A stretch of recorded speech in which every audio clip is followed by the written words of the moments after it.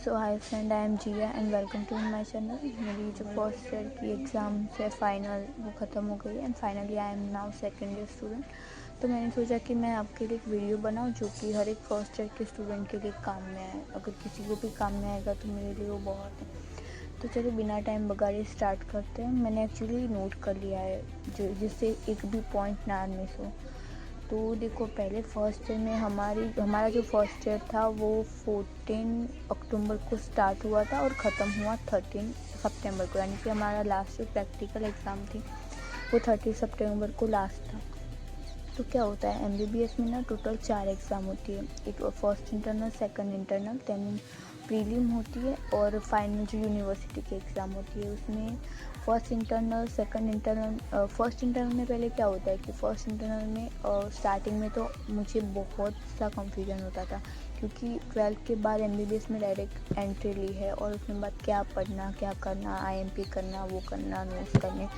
तो आपको first internal देने से थोड़ी क्लैरिटी आती है कि क्या पढ़ना है एक्चुअली, क्या किस चीज़ पर, किस टॉपिक्स पर फोकस करना है। क्योंकि क्या है ना, एमबीबीएस का जो सिलेबस है वो बहुत ही लंबा, बहुत ही लेंथी है, तो आप सब कुछ तो इतनी परफेक्ट नहीं कर सकते। तो आपको एट द लास्ट कोई ऐसे टॉपिक्स से आईएमपी इन पर ही मेन फोकस करना होता है। तो after the giving first internal आपको सब आइडिया आ जाएगा कि कैसे क्या होता है, कैसे एग्ज़ाम देते हैं वगैरह वगैरह, कैसे प्रेजेंटेशन होनी चाहिए मार्क्स गेन करने में। फर्स्ट सेकंड इंटरनल में आप उस तैयारी के बेस पर सेकंड इंटरनल देते हैं। और इंटरनल में क्या है कि ज़रूरी नहीं है पास होना ही। अगर आप फेल भी हो जाते हैं तो it's okay, it's not a big deal. But आपको पूरी तैयारी करनी है प्रीलिम के लिए कि make sure you have to be pass in prelim. Prelim में आपको पास होना है। प्रीलिम के आगे आपको 15 दिन या तो कई बार 1 मंथ का जो गैप देते हैं रीडिंग के लिए, तो ट्राई करना है कि आप उस गैप में पूरा का पूरा सिलेबस कवर कर सको। क्योंकि मुझे ना इसने बहुत हेल्प की है। लोग उस प्रीलिम के वैकेशन में थोड़ा बहुत चिल करते, थोड़ा बहुत पढ़ते, तो उतना वो कवर नहीं कर पाते। लाइक वो आईएमपी टॉपिक तो कवर कम्प्लीटली कर लेते हैं, पर सिलेबस का जो बीच बीच का जो है, जो मैं कई जगह काम में आता है, वो कवर नहीं कर पाते। तो मैंने ना वो जो वैकेशन था उसका बहुत ही अच्छे से यूज़ किया। तो मेरा ऑलमोस्ट जो सिलेबस था वो प्रीलिम के आगे कवर्ड हो गया था, बहुत ही हेल्प करी। तो आपको भी प्रीलिम के जो पेपर है उसके आगे की जो भी रीडिंग वैकेशन वगैरह मिलता है उसमें ट्राई करना कि सिलेबस आप पूरा कवर करें। देन प्रीलिम और जो वन मेन थिंग कि आगे के जो इंटरनल के पेपर होते हैं उसमें हमें सबको पता है कि सब्जेक्ट होते हैं एनाटॉमी, फिजियो एंड बायोकेम। तो 3 प्रैक्टिकल होंगे और 3 थ्योरी एग्जाम होंगे। पर प्रीलिम में क्या होगा, वो पूरी यूनिवर्सिटी के ढंग से लेगी पेपर। यानी कि प्रीलिम में 1 सब्जेक्ट का 2 थियरी और 1 प्रैक्टिकल पेपर होगा। यानी कि आपको टोटल 6 थ्योरी एग्ज़ाम और 3 प्रैक्टिकल एग्ज़ाम देनी होती है।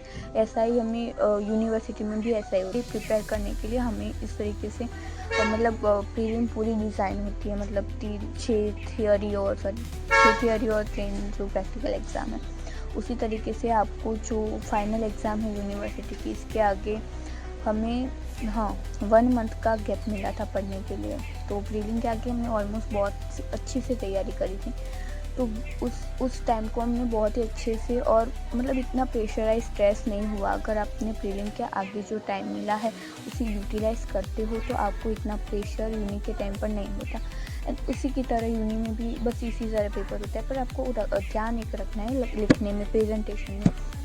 क्योंकि ना इसमें डिपेंड नहीं होता कि कहाँ से क्वेश्चन तो आईएमपी में से ऑफकोर्स आएगा, बट मार्क्स हमारी तैयारी पर इतने डिपेंड नहीं होते। क्योंकि क्या है ना, वो चेकर पे भी जाता है कि एग्जामिनर कैसा है, वो चेक करने वाला उसके मूड के डिपेंडेंट मार्क्स दे देता है, या ऐसा ही होता है।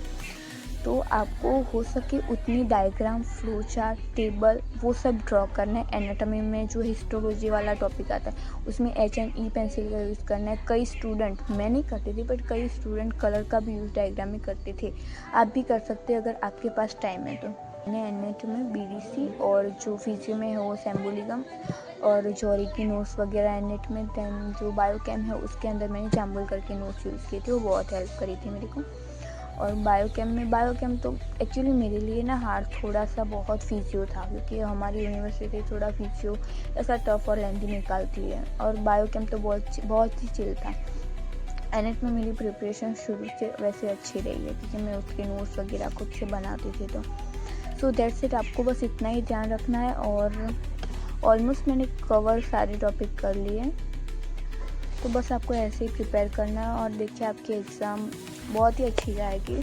स्ट्रेस लेने की ज़रूरत नहीं, क्योंकि फर्स्ट टाइम होता है तो ऑलमोस्ट अच्छा है कि स्ट्रेस रहता है, एंजाइटी वगैरह होता है, बट लिटरली ट्रस्ट में आपको जो एग्ज़ाम देने के बाद जो फीलिंग होगी ना, वो आप किसी से बयान नहीं कर सकते। लाइक अभी मुझे बहुत ही वो पीस कहते हैं ना, जो लास्ट लेवल का पीस, वो अभी फील हो रहा है। सो दैट्स इट फॉर इससे ज़्यादा कंटेंट के लिए सब्सक्राइब कर दीजिए चैनल को। इस शॉर्ट ट्रिप जो है ना, मैं फ्यूचर बायोकिंग की कैसे लिखना है, प्रेजेंटेशन क्या ऐड करना है, उसकी मैं बहुत ही जल्दी एक शॉर्ट डालने वाली हूँ।